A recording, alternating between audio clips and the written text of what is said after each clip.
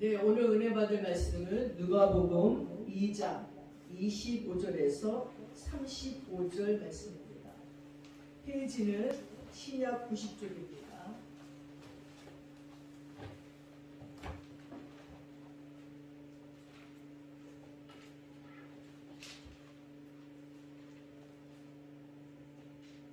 신약 90쪽 누가복음 2장 25절에서 35절까지의 말씀을 제가 봉독해 올리겠습니다.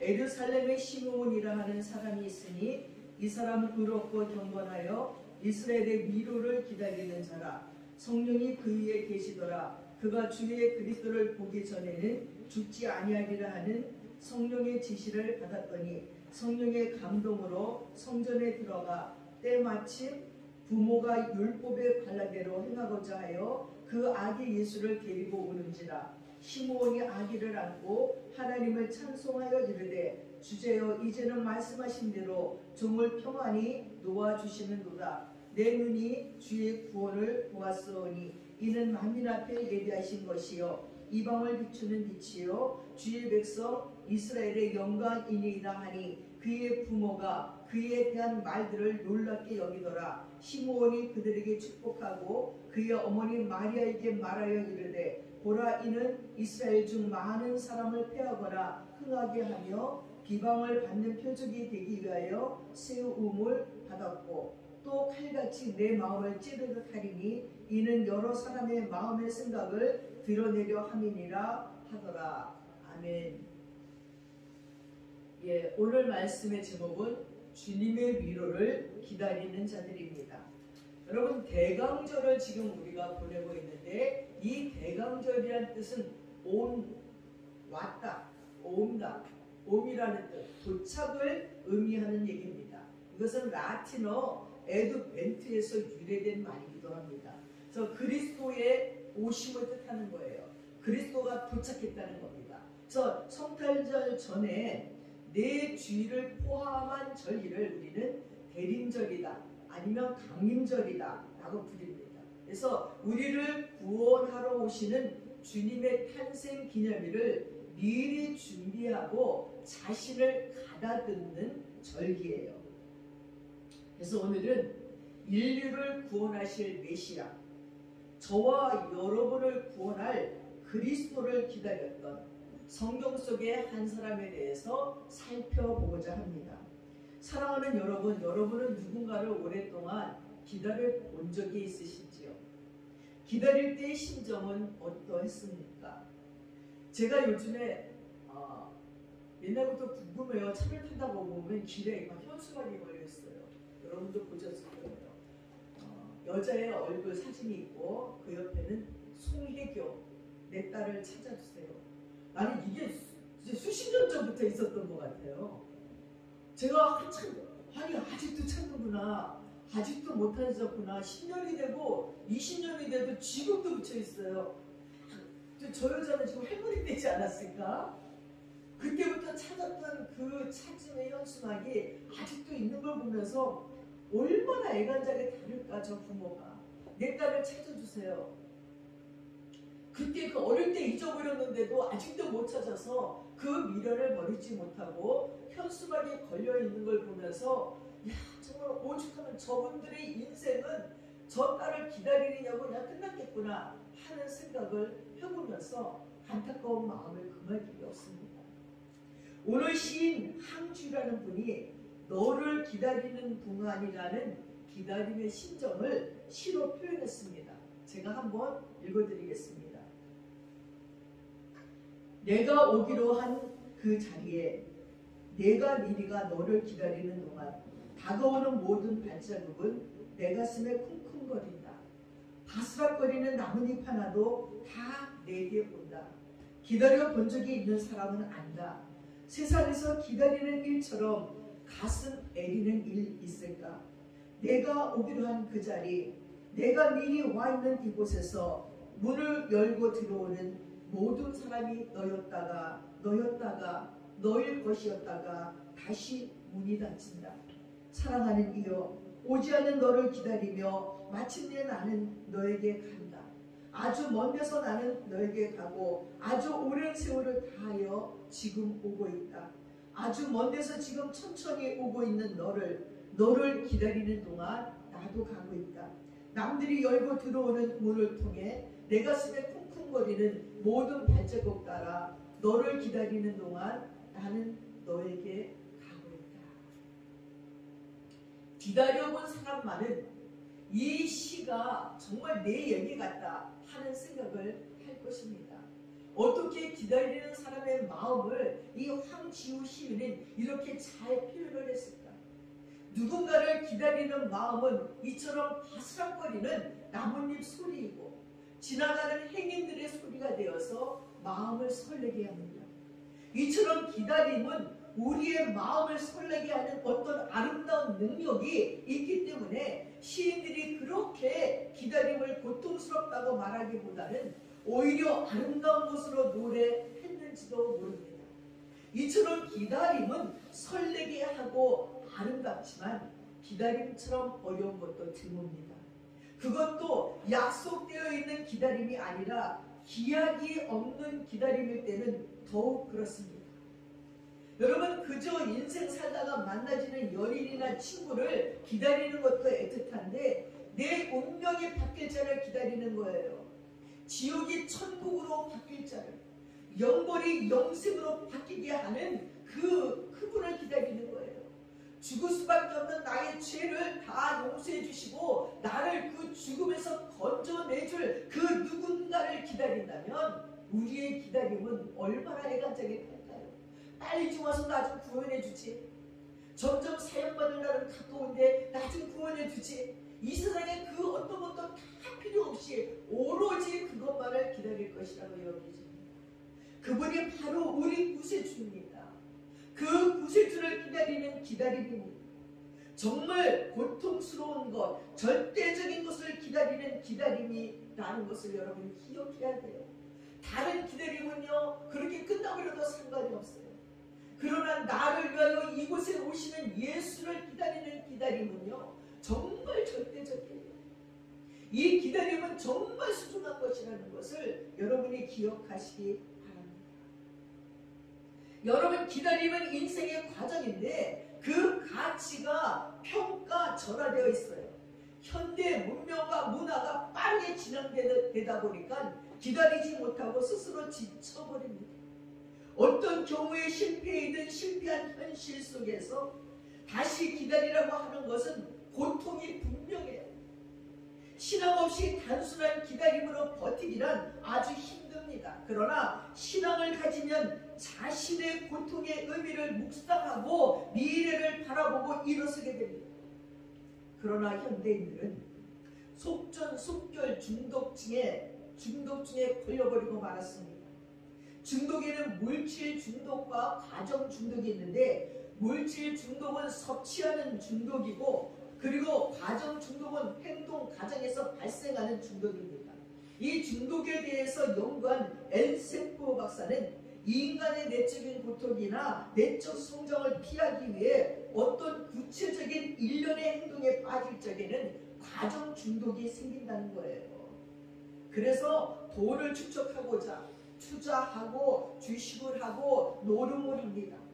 그리고 빨리 돈을 벌고 싶어서 좀 불법으로 다른 방법으로 돈을 취하려고 합니다. 그것이 정치적으로도 요즘 우리나라의 문제가 되죠. 백성을 위하는 것 같지만 자기 이익을 위해서 이기적인 생각에 돈을 축적하는 것들이 지금 일어나서 집안에 돈이 얼마 있고 이런 것들이 뉴스로 막 나옵니다. 그 다음에 일에 축적입니다. 일을 하는데 빨리빨리 하고 싶은 욕심 때문에 얼마나 많은 사고가 나는지 몰라요. 그래서 사람들이 공사장에서 죽고 공사하기 전에 안전망을 먼저 해야 되는데 빨리빨리 하고 싶은 마음 때문에 대충 하다가 인부들이 죽고 그런 불상사들이 얼마나 많이 일어나는지요. 공부도 마찬가지에 너무 열심히 공부하다가 또 정신병 걸린 사람들이 얼마나 많은지요. 빨리 쉽게 해치워야 되는 그래야 만족하는 습성은 속전속결 중독증에 쉽게 잠식이 됩니다. 특히 신앙과 삶의 문제에 있어서 쉽고 빠른 일만 찾으려고 하는 습관은 기다림의 은혜에서 멀어지게 하는 독성이 있습니다. 저는 며칠 동안 어떤 이제 권사님이 희귀암에 걸렸어요. 그래서 기도를 해달래서 기도하러 갔습니다. 뭐 이분은 무슨 여러 가지 토탈 디자이너로서 돈도 많이 벌고 벌만큼 벌고 유명하신 분인가 봐요.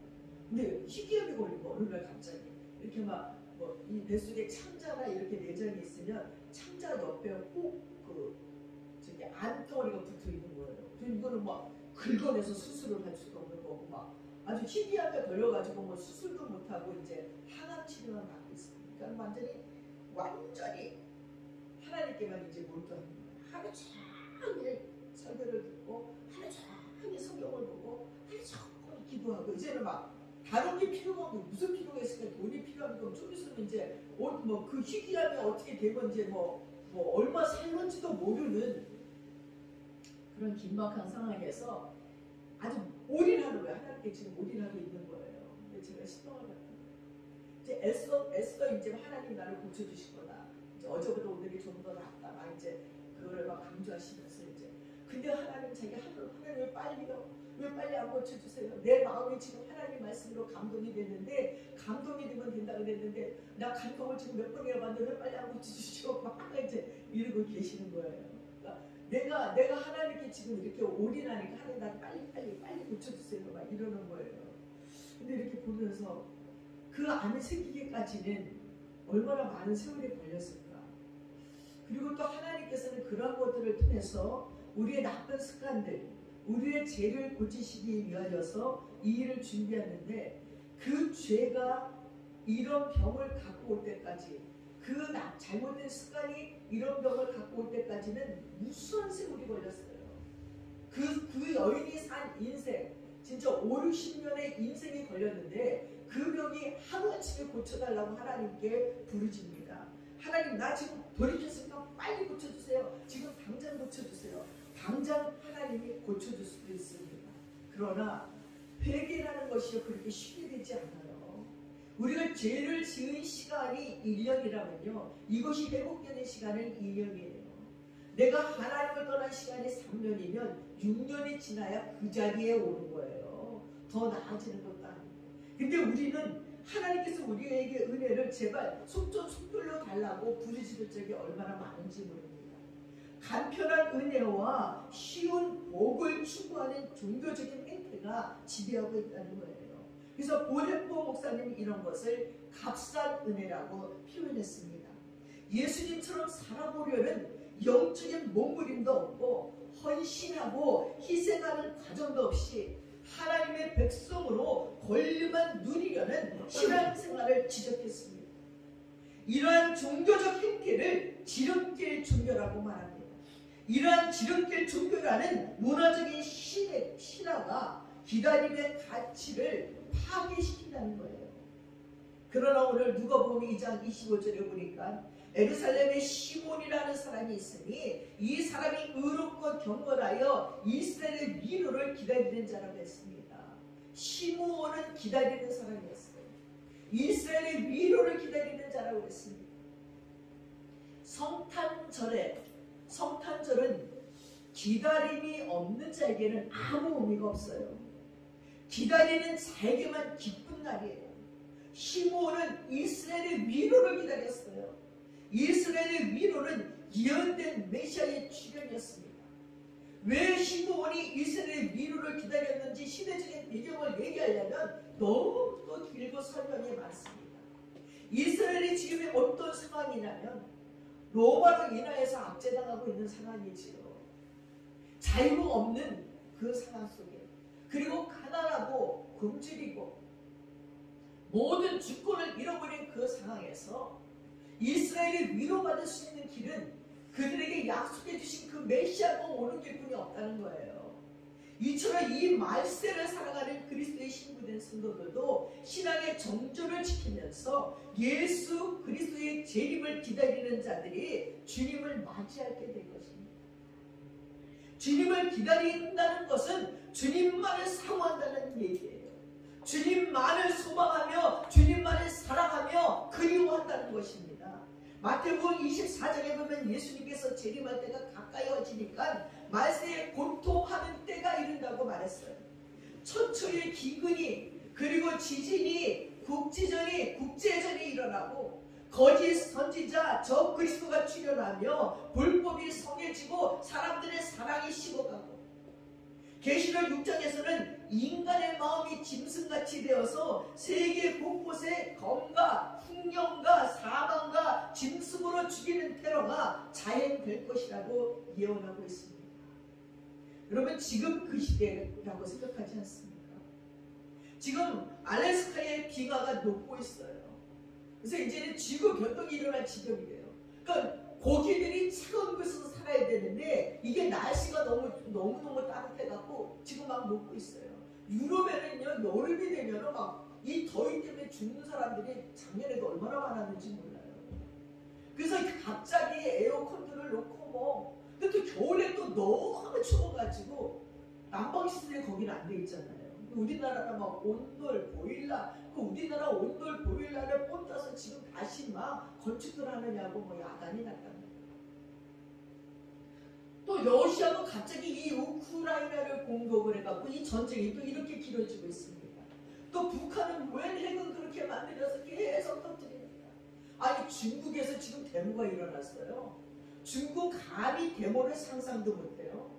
데모했다고 다 죽이고 다 잡아갈 지경인데 대학생들이 막 다 그냥 피켓을 들고 백지 피켓을 들고 막 행진을 하는 거예요.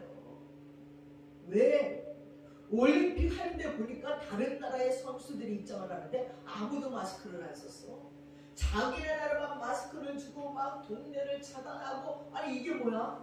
우리는 완전히 바이러스와의 전쟁이라고 선포하며 난리를 폈는데 외국에서 오는 사람들은 마스크도 안 쓰고 와. 이건 뭔가 있다. 이건 뭔가 정치적인 쇼가 있다. 그리고 막 봉쇄의 한거를 열으라고 그리고 막 지금 막 갖고 있어 대화를 하니까 어제 뉴스에 보니까 봉쇄가 열렸어요. 그 옛날엔 증이 있어야 나갔는데 상관이 없으니까 증 없이도 다 통과되는 거예요. 그러니까 막 마을을 봉쇄시키면서 이거를 정치적으로 이용하는 것을 백성들이 알고 지금 막 중국 전역에서 데모들이 막 일어나요. 염려도 됩니다. 또 중국은 유난히 새벽에 막 몰려와서 잡아간다고 하니까 야, 저 비교에 치킨 애들도 몰려서 다 잡혀가는 거 아닌가 하는 걱정도 들기도 합니다. 그러나 이렇게 놀라운 일들이 일어났는데 또 중국의 장점인 그분이 돌아가셨대요. 근데 저는 특별한 게 제가 한 10몇 년 전에 독일 퀼린 성당에 가가지고 아내를 구경하고 문 밖에 나왔는데 갑자기 조용해진 거야. 일행들이 어디 갔는지 없어진 거야. 그 문을 탁 열고 나왔는데 아니 밖에 그 많던 사람들이 어디 가고 빽 둘러있고 가운데 공원에서 퀼린 성당 앞에 내 옆에 이렇게 보니까 잠자기 이상 있는 거야. 그랬더니 옆에서부터 다 보고 저리 가라고 나는 툭 나왔는데 이쪽에 신부님이 계시는 작전에 쓰다니는 거 어머 이 아저씨 어서 많이 봤는데 그냥 이 아저씨 어서 많이 봤는데 근데 갑자기 군인들이 막 호르게 불려서 나도 저러 가면서 이러고 그러면서 많이 본 아저씨다 이러고 와서 보니까 작전이 그분이 들어가시다가 아이고 세상에 또 중국의 최고를 내가 이렇게 봤네 하고 왔는데 그분이 어디서 90이 넘어가지고 96세였나 돌아가셨다고 하기도 합니다. 또한 그것뿐이 아니라 이 이태원의 사고로 말미암아서 또 그 이태원 사고가 세월호의 문제까지 될까봐 걱정도 되고 또 노조들이 투쟁을 하고 이제 전철이 안 다닌다는 시멘트가 지금 막 그게 뭐 붙는 거잖아요. 시멘트가 붙는 건데 일을 안 하면 또 이 나라의 경제가 어떻게 될런지 걱정이 되고 국회에서는 또 왜 이렇게 차파 우파 싸워갖고 뭐 되는 일이 하나도 없고 평등법이 통과되면요 이 성소수자들에 대한 혜택을 주는데 지난번에 미국에서 온 어떤 자매가 얘기하는데 자기는 사회복지사였대요. 은퇴를 한 거예요. 근데 목사님 나 지금까지 있었으면 무슨 일을 하러 다니는지 알아요? 초등학교에 가서 묻는데 남자에게 네가 지금 남자지만 네 성향이 여자 아니니? 그러니까 글쎄 내가 좀 여자 같은 게 있는데 그러면 부모에게 묻지도 않고 그때 또 호르몬 주사를 여성 호르몬 주사를 받는데요. 그리고 또 노인네들을 찾아가는 거야. 사실 평소에 같이 잘 살았는데 가가지고 저 혹시 지금까지 부부를 잘 살았지만 할머니에게 혹시 남성에 대한 그런 성이 아닐까요? 그리고 또 남편에게는 여성의 성이 아닐까요? 그럼 이제 노인네들로 화가 나고 맞아 지금까지 잘 살았는데 아니요. 성소수자 복지 혜택을 드리려고 그러니까 잘 생각해보세요. 혹시 내가 여성이었는데 남자인 줄 알고 살지 않았는지, 내가 남성이었는데 여자인 줄 알고 살았는지. 목사님 나 이런 거 조사하러 다녀야 돼요. 나 지금까지 있었습니다. 지금 미쳤어요. 지금 이 평등법이 통과되면 한국이 이럴 거예요. 그리고 화장실이요. 옛날에 화장실 가면 남자 화장실, 여자 화장실인데 이제 그거 없어요. 평가요. 남자 여자 화장실 있으면 벌금 내요. 성소수자들이 너무너무 많은 거예요. 별난 성소수자. 화장실이 가격으로 다 있어야 돼요. 그게 얘네 남자 여자 여성 남성이 아니라 수없이 많은 성소수자 화장실을 해야 되는 지경이에요. 그래서 이제는 유럽이나 미국 가서 화장실 가서 남성 여성 화장실이 없다는 거 기록하는 거예요. 자기는 어디로 가야 되는지 몰라갖고 왔다 갔다 해야 되는 것입니다. 지금 이게 지금 말세의 증상 아닙니까? 어떻게 이런 일들이 지금 전 세계적으로 또 우리나라도 뻗어서 이해를 하려고 평등법을 통과하겠다는 정신이 있는지 없는지 모르겠어요. 끊임없이 지금 기독교인들이 반대하기 때문에 아직 이러고 있는데 아주 이게 불안하고 이 모든 가정들이 말세를 지금 갖고 있는 가정이라는 것입니다. 정말 우리에게 가장 중요한 것은 바로 언제 주님 앞에 부름받아도 구원의 확신을 갖고 살아가는 삶이 중요합니다. 예수께서 가라사대 나는 부활이요 생명이니 나를 믿는 자는 죽어도 다시 살겠고 죽어도 영원히 죽지 않는데요. 요한복음 11장 25절 26절에 말했습니다. 죽음과 재앙은 언제 닥칠지 아무도 모릅니다. 그러나 이런 일들을 바라보면서 우리에게 가장 큰 위로가 뭐냐고 생각하십니까? 바로 예수님만이 우리의 가장 큰 위로가 될 줄로 믿습니다. 그러나 사랑하는 여러분, 이 기다림은 사단과의 철저한 영적인 전쟁입니다. 아버지이신 하나님은 기다림이라는 용광로에 던져서 기다릴 힘도 기다릴 이유도 제거되는 그 모든 고통의 시간을 통과하면서 교만과 욕심이 제거되고 새롭게 빚어지는 때 하나님은 눈길을 주십니다. 하나님의 사람들은 특출한 사람들은 별로 없어요. 잘 기다렸던 사람들이에요. 아브라함은요 자녀에 대한 기다림을 25년을 기다렸어요. 힘들고 지루했습니다. 실망과 시행착오에 야곱의 21년은 성숙과 축복에 대한 사무침으로 험악한 세월이기도 했습니다. 또 상처와 억울함으로 얼룩진 요셉의 13년은 회복과 그리움이 보인 험악한 세월 통축의 나날이었어요. 또한 모세의 여정은 기다림의 연속이에요. 40년 외로운 광야에서 초라하고 그리고 비참한 그 삶을 살았고 부족의 세월을 지냈습니다. 또한 광야에서의 40년은 계속 기다림 속에 추위와 무더위와 배고픔과 그리고 목마름의 고통이 있었습니다. 척박한 환경과 언제 끝이 날지 모르는 그 불확실성이 그들을 괴롭혔습니다. 여러분 언제 공격당할지 모르는 대적들이 많은 곳이에요. 이러한 고통과 두려움은 엘린과 시내산 사이의 신강야에서 그 같이 가는 백성들이 다시 돌아가고 싶다고 막 대모를 하고 모세에게 돌을 던지겠다고 그러고 모세를 죽이려고 했던 그런 마음이 들어가게 만들었던 시입니다. 게다가 기다림을 방해하는 사단의 집요한 유혹이 있었기에 더 힘들었어요. 이 원수인 사단과 영적인 전쟁에서 메뚜기 사고 방식으로는 승산이 없어요. 마음에 겹겹이 쌓인 벽을 허문 다음에 성령의 능력으로 무장된 전신갑주를 입고 싸워야지만 이길 수 있어요. 기다리기 힘든 것도 포기하기 어려움도 불평과 원망이 들끓음도 사실은 못난 자아 때문이에요. 자아를 깨뜨리려는 노력보다는 이미 십자가 앞에서 새롭게 되었음을 감사함으로 선포하고 사용하는 것이 성경적인 방법이고 효율성이 높다는 것입니다. 그래서 우리는 여호와의 구원을 바라고 잠잠히 기다려야 됩니다. 기대가 없는 기다림은 무료하고 고통스럽습니다. 의지와 능력과 지혜까지 내려놓고 기다려야 돼요. 자신을 내려놓지 않으면 기다림은 두려움으로 변질이 됩니다. 나를 내려놓지 않으면 유혹에서 견뎌낼 수가 없습니다. 앞으로 3년만 더 고생하라든지 앞으로 1년만 더 참으면 좋아질 것이라든지 그런 기피만 해주면 어찌하든지 견뎌볼 수 있습니다. 그러나 끝을 알고 기약이 있다면 견딜만 하지만 하나님이 우리에게 요구하시는 기다림에는 기약이 없어요.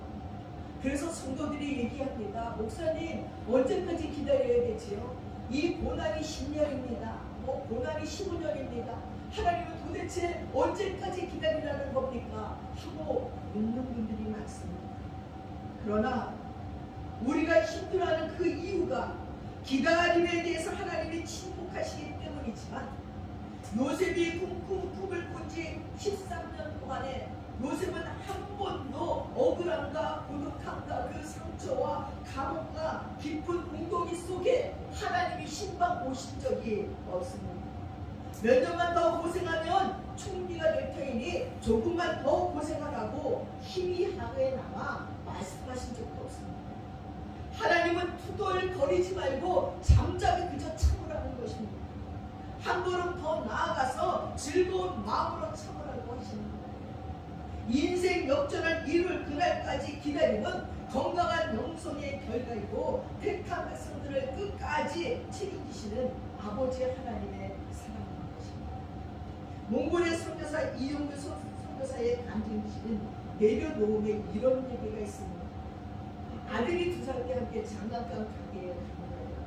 그때 이 아들이 자기가 좋아하는 거저 장난감을 두 발로 꽉 움켜쥔데 가게를 나오려고 하니까 거기 점원이 얘야 그걸 여기다 올려놔야지 계산을 해야지 절대 안 오는 거예요. 그러니까 아버지가 와서 그걸 내려놔야 계산을 하고 이 다음에 네 거가 돼. 절대 안 내려놓겠다고 막 울고 버둥대는 걸 뺏어갖고 계산을 한 다음에 주는 거죠. 그러면서 하시는 말씀이 내려놓고 기다리는 기다림은 쉽고 편하고 행복합니다. 내가 요구하는 것을 갚기 위해서는 먼저 내려놔야지. 계산되기 위해서 계산이 돼야지. 그 다음에 내 것이 되는 것인데 그 잠시 내려놓는 걸 우리도 하고 있지 않구나. 하나님 앞에 잠시 내려놓으라고. 이 기다리기 힘들고 고통스러운 거를 내려놓으면 그 다음에 하나님이 하시는데 우리는 안 내려놓는다.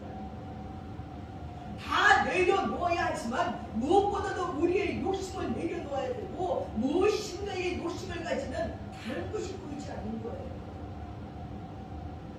지독히 힘들고 어려운 삶일지라도 천국을 향해 가는 순례자의 기다림은 행복한 여정인 것입니다. 나의 지루한 기다림마저도 부러워 눈시를 쫓치는 사람들도 있습니다. 기다림에 불평하지 않고 감사하며 기다리는 것이 성숙한 믿음인 것입니다. 저는 제가 처음에 21살 때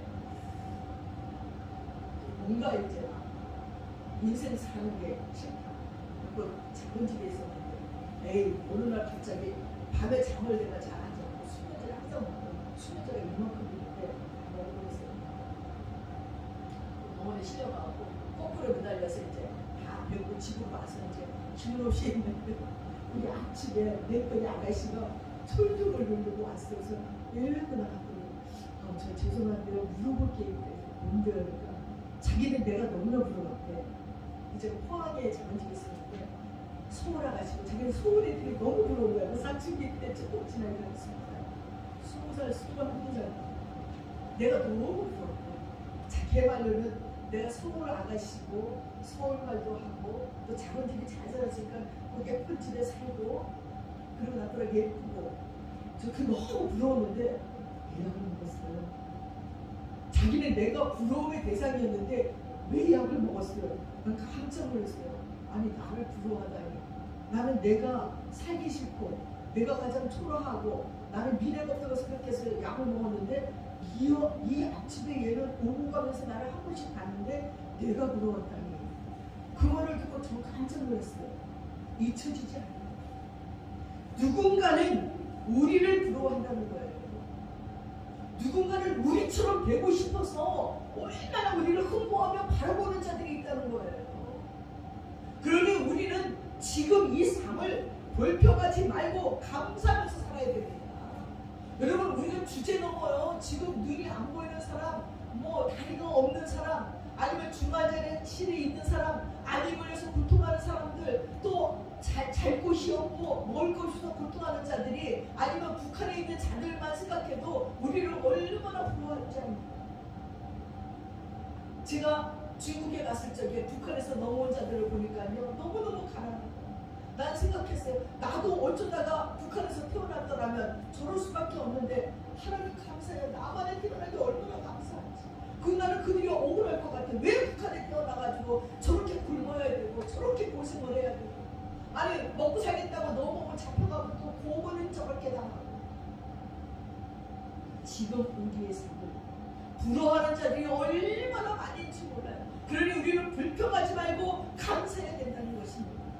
오늘 메시아를 기다린 15호는 성령을 통해서 그리스도를 보기 전에는 죽지 아니하리라는 약속을 받았어요. 15호는 약속에 대한 확실한 기대감이 있었어요. 소망과 비전과 꿈이 있었습니다. 하나님께서는 기대감을 저버리지 않으셨어요. 누가복음 2장 20절 27절에 보니 그는 주님께서 세우신 그리스도를 보기 전에는 죽지 아니할 것이라는 성령의 지시를 받은 사람이었다. 그리스도는 그리스어예요. 메시아는 히브리어예요. 그리고 둘 다 기름 부음을 받았다는 뜻입니다. 그가 성령의 인도로 성전에 들어갔을 때 마침 아기의 부모가 율법에 정한 대로 행하고자 아기 예수를 데리고 들어오는 거예요. 마리아와 요셉이 예수님을 데리고 들어오는 거예요. 그 무엇인가를 기다릴 수 있는 하루를 주시네 우리는 감사해야 됩니다. 가난하지만 부영을 기다릴 수 있다면 그것 또한 은혜입니다. 기다릴 것이 있다면 그것도 축복입니다. 세상에는 기다릴 것도 기다릴 사람도 없는 것들이 많습니다. 몸이 아프지만 건강을 기다릴 수 있다면 그건 축복이에요. 가난함도, 그리고 병듦도, 부족함도, 실패도, 연약함조차도 불우한 이들을 생각해 본다면 이 기다림으로 불평하는 것은 사치에 불과한 것입니다. 응답도 축복도 풍성함도 깨닫지 못하면, 불평하게 된다면 비록 수십 년의 기다림도 깨달으면서 감사하는 길입니다. 선조들의 기다림의 날들을 세워보면 수년의 기다림은 부끄러운 자랑일 뿐이라는 거예요. 제가 젊었을 적에 버스를 타고 가면서 너무 낙담하는 날, 버스에서 눈물이 줄줄 나는 거예요. 근데 이 버스가 쭉 가더니 신설동에서 딱 서서 버스를 쭉 내려요. 근데 내 마음은 너무 불행하고 너무 슬픈데 버스문이 쫙 열려서 이렇게 봤는데 한 소년이 어린 여자에게 손을 잡고 막 더듬으면서 지나가는 게, 그 문 열린 그때 텔비로 그렇게 지나가는데 내 마음속에서 성령님의 음성이, 야, 저 사람보다 너 낫잖아. 너는 눈이 잘 보이잖아.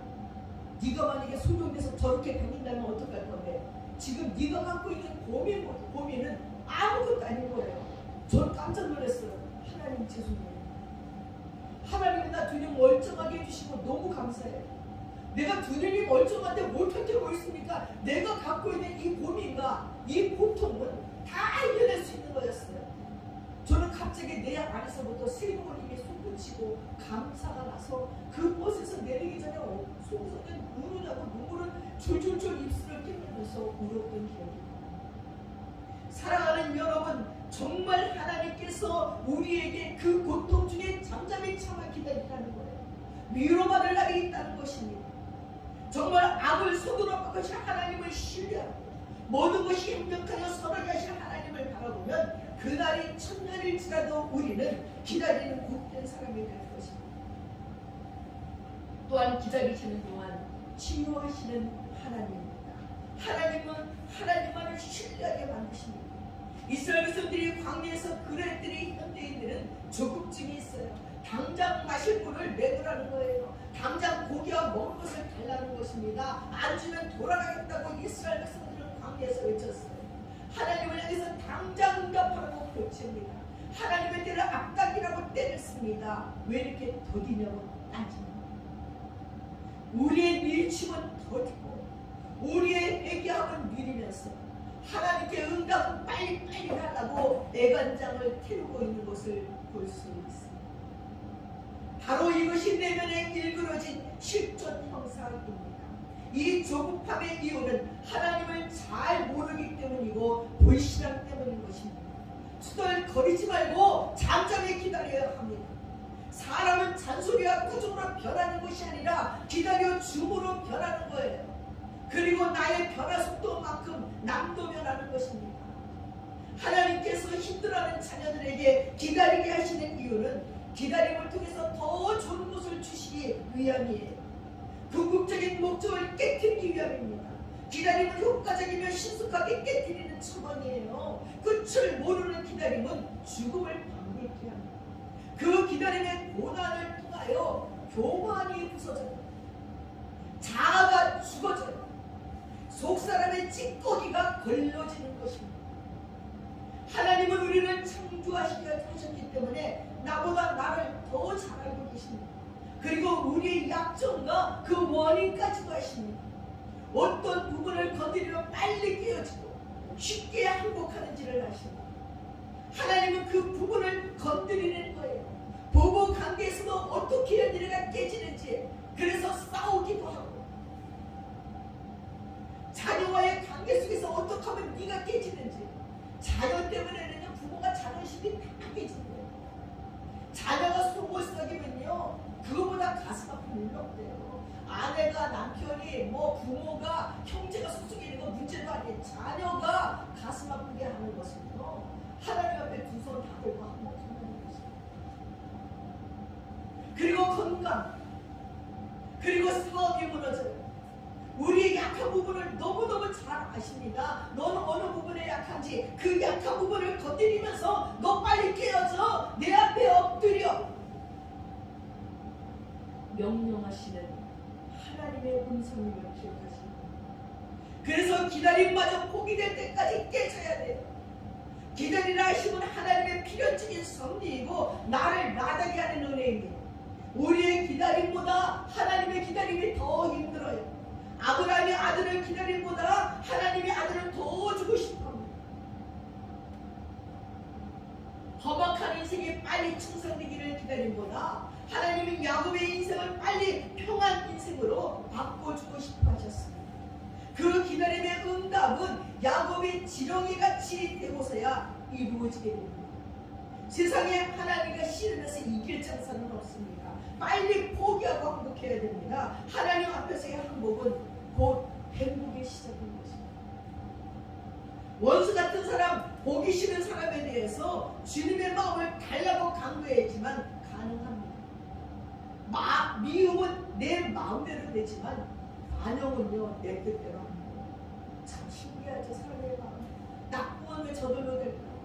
미워하는 마음, 저주하는 마음, 싫어하는 마음은 저절로 생기는데 용서하는 마음, 관용하는 마음은 하나님께 구해야지만 돼요. 아주 엄청나게 구해야지만 그런 마음이 돼요. 사람의 마음을 바꾸고 내 마음을 바꾸실 분은 하나님뿐이에요. 어떤 사람 때문에 힘들다고 하지만 하나님의 불꽃은 항상 나에게 있음을 잊지 말아야 해요. 남편하고 싸워서 목사님 찾아와요. 목사님들은 다 듣고 나서 남편을 변화시키게 기도할까요? 아내가 변화되는 거지. 그것 때문에 괴로운 자가 변화돼야 되는 거예요. 나중에 울고 기도하다가 그분들이 근데 왜 하나님 밤낮 나만 변화해요? 내 남편들 변화시켜 주시지. 그러나 하나님은 내가 변해야 상대도 변화하는 것입니다.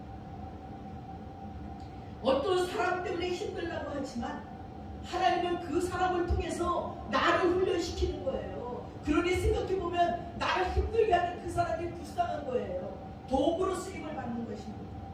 기다릴 수 있는 능력을 주시는 하나님의 성령님의 도우심을 우리는 강구해야 돼요.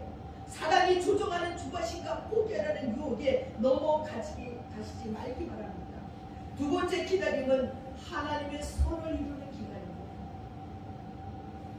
지금은 포르투갈의 수도가 되어 있지만 한때는 스페인 영이었던 항구 도시 리스본의 해안 끝에 큰 바위에 이런 글이 쓰여 있습니다.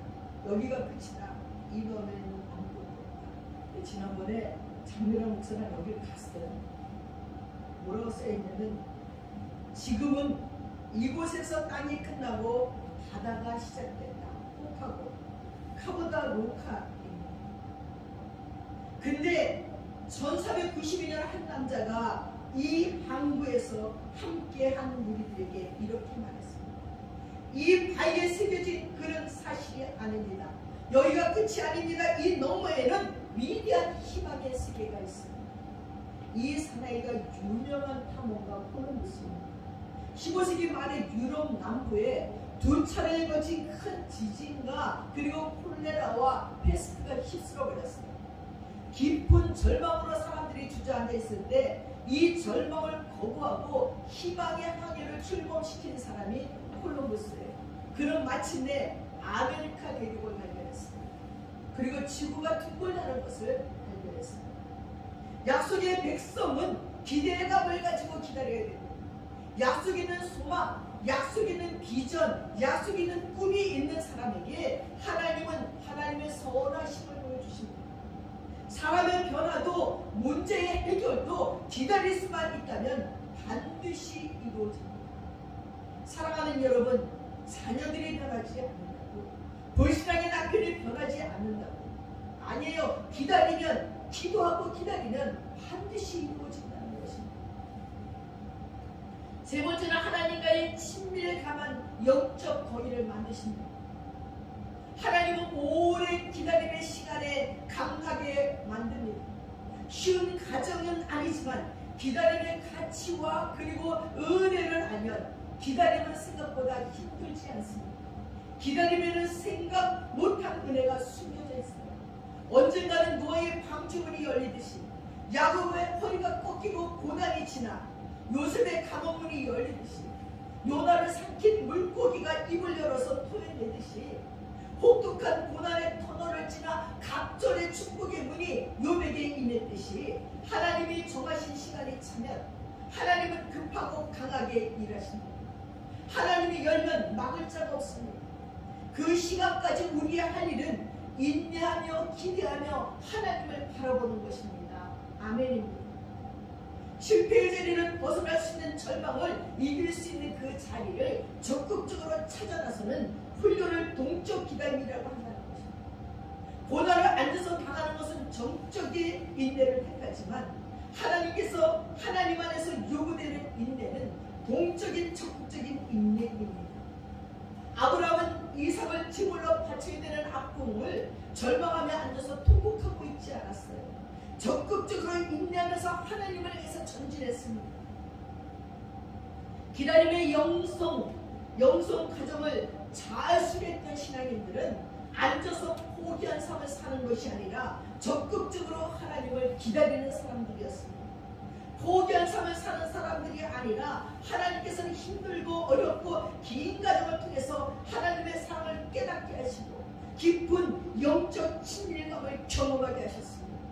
그 친밀감이 강한 영성의 뿌리예요. 여러분, 고통의 시간은 영적 완성을 하는 헌신을 멈추지 않게 하고 하나님의 임재와 그리고 은혜가 지속적으로 흐르게 합니다. 더 헌신하세요. 더 예배드리세요. 더 기도하세요. 더 말씀으로 파고 들어가고 있어요. 우리의 고난이 하나님의 훈련이 됐다고 여길 적에 놀라운 축복으로 다가오는 하나님의 은혜를 깨닫게 된다는 것입니다. 그래서 기다릴 수 없는 상황 속에서 기다리며 사는 사람은 위대한 사람들이에요. 끝이 안 보이는 기다림 앞에서도 절망하지 않는 사람들은 오히려 절망을 지치게 만들어요. 하나님의 사람들은 동일하게 기다림에 성공한 사람들입니다. 조용히 흐르시는 하나님의 시간이 건강하고 강력한 영성을 지닌 영적 거인을 만들어낸다는 것입니다. 그렇습니다. 사랑하는 여러분, 바로 2000년 전에 우리들의 죄악 가운데서 구원해 주시기 위해 하나님은 독생자인 예수를 저 멀고 먼 우주를 가로질러 문화수를 넘어 이 땅에 보내셨어요. 예수님이 그 어떤 것보다 하나님께서 우리에게 주시는 최고의 선물임을 기억하십시오. 이 구원의 메시아를 애타게 기다리는 시므온에게 하늘의 계시가 임했습니다. 계시록 22장 12절에 보니까 내가 속히 오리니 내가 줄상이 내게 있어 각 사람에게 그의 일한 대로 갚아주리라. 그렇습니다. 모든 만물을 회복시키는 주님께서 반드시 다시 오십니다. 우리는 이제 이 약속의 말씀을 부여잡고 하나님을 바라보며 주님 앞에 서는 날까지 복음 전하는 사명을 잘 감당하시고 여러분의 고난에 인내하고 기다리며 또 예수님 오신 날을 기다리면서 그 주님을 맞이하고자 기다리는 영광 중에 거하시는 성도들 되시기를 축원드립니다. 기도하겠습니다. 사랑하는 아버지 하나님, 심오하는 성령의 사랑이었습니다. 경건하여 이스라엘 위로를 기다리는 자였습니다. 사랑하는 아버지, 우리도 지금 이 대강절을 지나면서 우리를 구원해 주실 예수를 기다리는 자들이기를 원합니다. 그 예수를 기다리면서 우리 자신을 돌아보게 하여 주시옵소서. 얼마나 정결했는지, 얼마나 성실했는지, 얼마나 믿음 속에 우리를 기다릴 예수를 가장 소중하다고 여기면서 기다렸는지 돌아보게 하여 주시옵소서. 그래서 하나님, 다시 우리를 저 하나님 앞에 복종시키며 다시 메시아 되신 예수를 만나고자 정결하게 준비하는 자를 되게 하시고 이 기다림 속에 불평하지 아니하고 잠잠히 참아 하나님의 일하심을 보는 자들이 되도록 역사하여 주시옵소서. 감사드리며 우리 예수님의 이름 받들어 기도드렸사옵나이다. 아멘. 함께 자리에서 일어나셔서 찬송가 125장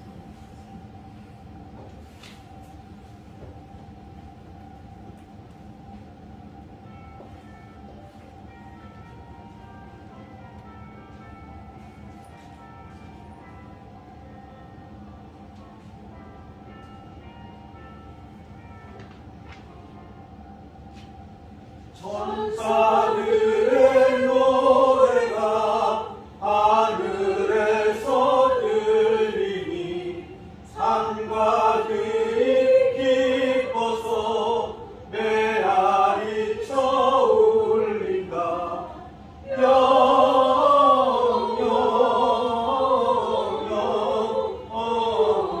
영광을 높이 계신 주께